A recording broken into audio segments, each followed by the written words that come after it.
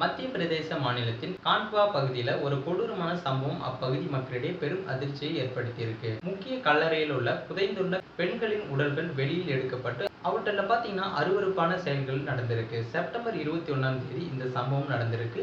2 பெண்ணோட சமீபத்துல புதைக்கப்பட்ட கல்லறைகள் திறந்த நிலையிலும் காணப்பட்டிருக்கு. சம்பவத்தை தொடர்ந்து போலீசார் சிசிடிவி கேமரா காட்சிகளை ஆய்வு செய்து குற்றவாளியை அடையாளம் கண்டிருக்காங்க. அந்த காட்சிகள் பாத்தீங்கன்னா இரவு நேரத்துல நிர்வாணமாக ஒரு நபர் கல்லறையை தோண்டி சிதைக்கும் ஆடவர் ஒருவர் தெளிவாக பதிவாகியிருக்கு. இதன் அடிப்படையில முண்ட்வாரா கிராமத்தைச் சேர்ந்த அய்யூப் கான் என்ற நபர் ஹர்சுத் அருகே கைது செய்யப்பட்டிருக்காங்க. அவருக்கு எதிராக பாத்தீங்கன்னா ஏற்கனவே திருட்டு முதல் கொலை வரை பல்வேறு கடுமையான குற்றங்கள் நிலுவையிலும் இருந்திருக்கு.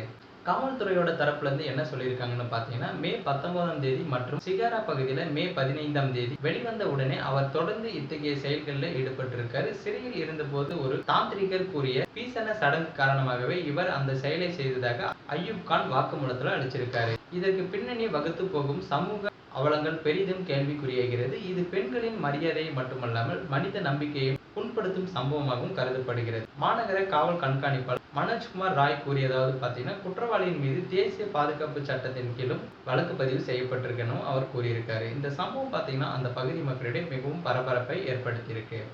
மேலும் இது போன்ற வீடியோக்களை உடனுக்குடன் காண மறக்காம நமது சேனலை சப்ஸ்கிரைப் பண்ணுங்க, பெல் ஐக்கானை கிளிக் பண்ணுங்க. அப்பதான் நம்ம போடக்கூடிய வீடியோ உங்களுக்கு உடனுக்குடன் நோட்டிபிகேஷனா வந்து சேரும்.